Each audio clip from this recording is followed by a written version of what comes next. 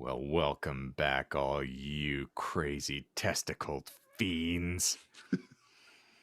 I intended to say tentacle, and I didn't fail to dismount. Welcome back. Is not for kids. Thank you. Yes. Welcome back to another fabulous fanfic presented by we, the misspoken hosts of the Disinformed Podcast. I'm Shane. I'm John. I'm Michael. I'm Courtney.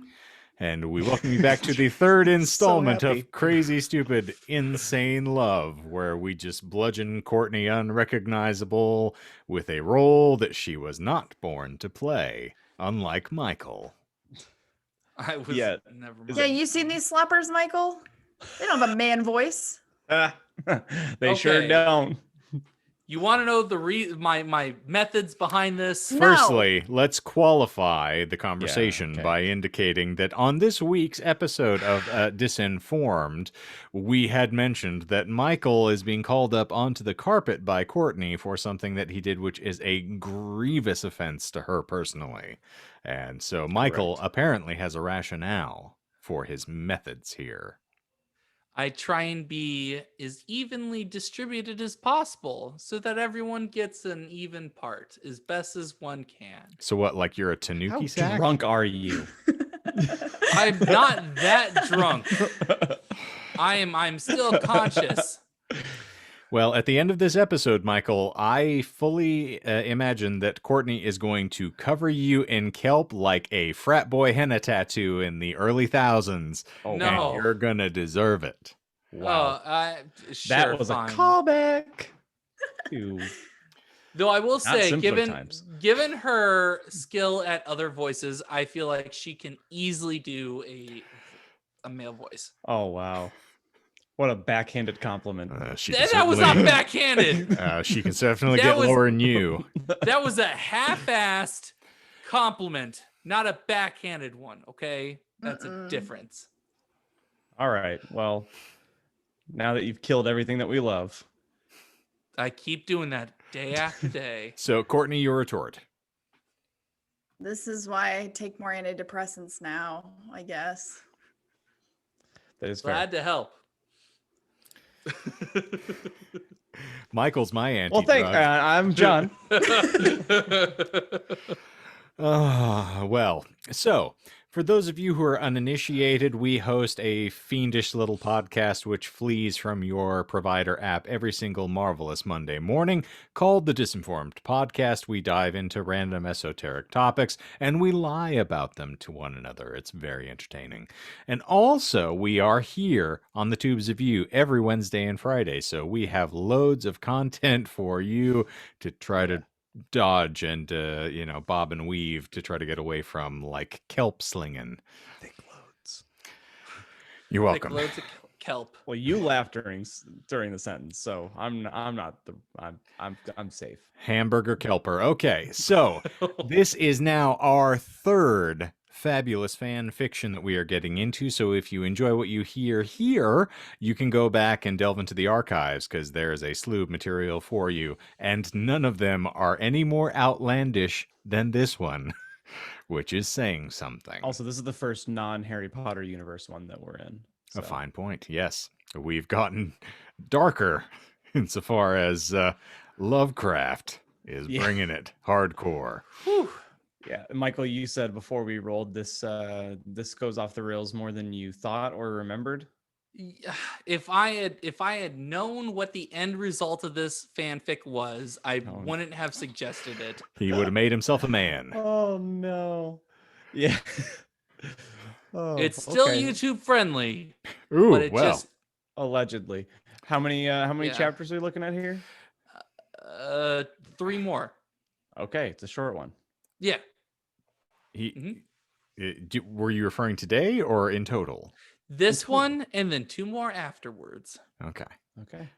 You've known this. It is known. So It is known. with that saying, that means this is the third installment in this particular series as well. So you may want to pop back just to provide yourself appropriate context if this is the first time you're finding us here, because Chapter 1 and Chapter 2 are both available in the archives. So swing on back over to that playlist. The links are in our link tree below, which is now very robust and fully updated. Ooh. You're Thank welcome. you, Shane. Well, is everybody ready? Oh, Give it to me. gather. Well, actually, I'm sorry, I got ahead of myself. John, you have a little preamble that you normally include on these episodes, and I do not intend to cuck you. Well, thank you. Go cuck yourself. Cucked by God, the Michael story. Raise your hand if you are a voice actor. Yay! Yeah, Shane's the only one who has ever been paid for his lovely and sensual voice. Yeah, we do cold reads. Michael preps the script, and by cold reads, I mean we don't really read ahead that much. I think Shane, we've talked about this before, but Shane and Michael obviously probably know a little more. Courtney and I, though, safe to say, we're pretty darn blind when it comes to these things. Yeah, And, the only exposure I have to the script at all is I have to highlight my parts since they are very sizable so that I can separate them from all the other nonsense to my old man eyes. Yeah, and inconsistently, I haven't mentioned that part of the fun of the cold read, and it's what started with my Immortal, is reading everything as it's presented. So Michael doesn't really edit or use or doesn't correct punctuation. Nope. So some things sound disjointed intentionally, so that we can try and hear how the author intended it. Which with my Immortal, it sounded like a kindergartner grabbed a pen and just went wild. Hogwarts School of Prayer and Miracles was kind of fun because there wasn't that much, but it was just her voice was very unique. Well, I'm also fairly certain that Marjorie Taylor Greene actually secretly authored it, but No. That would make a lot of sense. And this one, I think someone that was very, very, very horny is behind the typewriter. Because it starts off very normal, and then as you saw in last week's episode, it got spicy. Tulu-chan. Sean. Anyway, that was a longer prelude than I usually give, but it felt like a nice previously on. it is necessary. Well, we're looking forward to the head bob from Michael this week as well. So this is gonna get really interesting.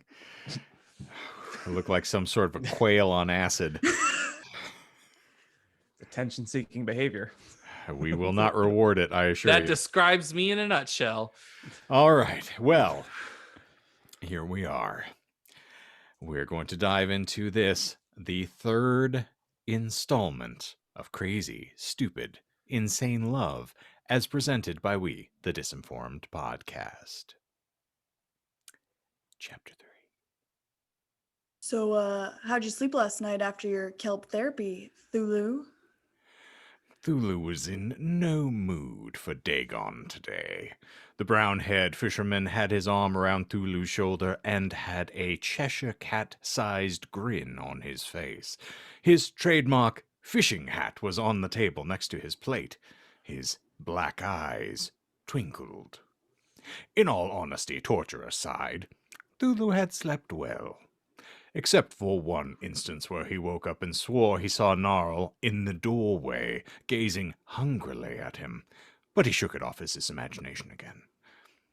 He'd come down to breakfast where he found Dago, Hasta, and Shub-Niggurath sitting around the table.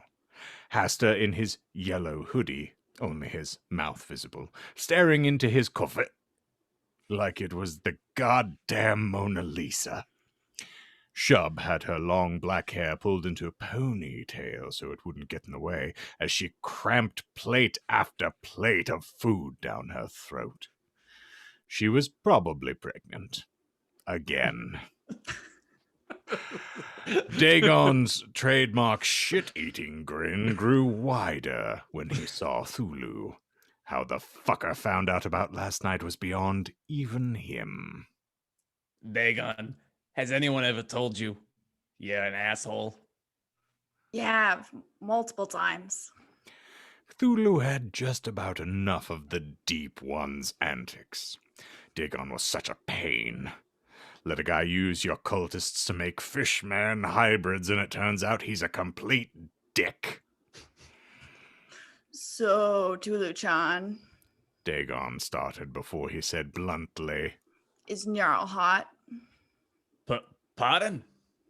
You know, is she hot, cute, drop dead sexy?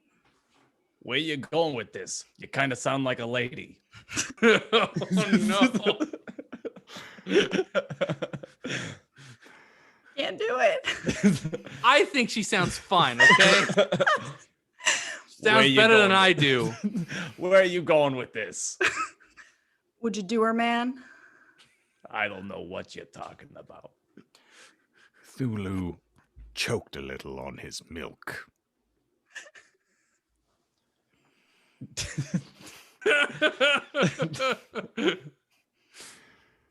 You know, would you take your Nope, I had to do that again. Okay.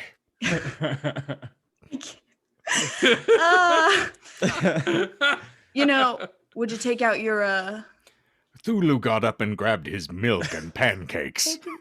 No, those are not euphemisms. I think I'm gonna make them that now, though. Oh, no. Hey, baby, you come over here and play with my milk and pancakes. Come over here, touch my milk and pancakes. Oh, you give me some maple syrup on these pancakes right now. Slap, slap. Oh, gotta get the milk from them sloppers, yeah. Oh no, no. All right. Whew. Back to one. Cthulhu got up and grabbed his milk and pancakes. He went into the kitchen and dumped them down the drain. His appetite was gone. Gnarl was his best friend. There was no way he would think about that, even if she was a girl at the moment. She would be a male in her crawling chaos form, right? Right. Cthulhu had heard that some of the outer gods could change gender on a whim, or had no gender at all, but Njal couldn't do that. Right? Then there was Yog-Sothoth. If he had any inclination that Cthulhu was cheating on or going to leave Idh-yaa, both of them would make sure the Great Old One fully understood the human concept of eternal pain and suffering. He was stirred from his thoughts by the door opening. Dagon was probably back to force an answer out of him. Look, I don't think about y'all like... Don't think about me like what? He stumbled back against the sink. Njal stood there. Her outfit was less than appropriate. Damn it, I gotta keep Don't it. look to Michael for how to seduce one. I look at them like what? Stop it. Oh, it'd be a shame if these pickled sloppers came out. Ooh. I quit. Ah. He stumbled back against the sink. Njal stood there. Her outfit was less than appropriate. A dark blue skirt barely covering her thighs. Navy stockings just coming up to her knees. She wore a white hoodie over a bright pink tank top with a picture of an overly happy white and orange hamster on it. Not too revealing, but a little thin for such a chilly area. Her hair was done in a simple ponytail that ended just past the middle of her shoulders. Don't think about me like what? She repeated. I thought you were Dagon.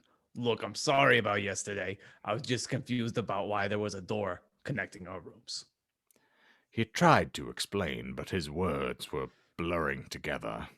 Scriptwriter's note. Aside from a couple randomly placed spaces, this is all supposed to be one word. The next sentence? The Yes, whole all of that paragraph. is one word. Okay, so you guys want me Yes. to take this like a machine gun blast, Uh-huh. right? Try Okay. as best as you can. It was never... Deep breath, man. Whew. Focus your chi. Ha. It was never there before, and I just had to see where it went, but I found your stuff and was confused by it. Then I saw this one character that looked like me, and it was kind of scary. I don't mean to peep, and I've never perverted thoughts about you, so please don't hit me like Idh does. He braced himself for the coming smack or punch, but was surprised when he heard her giggle. Don't worry. I won't hit you, Tulu-chan. But I never thought I was good enough actress to actually fool you into thinking you were peeping on me. He blinked in confusion. What? I'm more powerful than you think, Tulu-chan.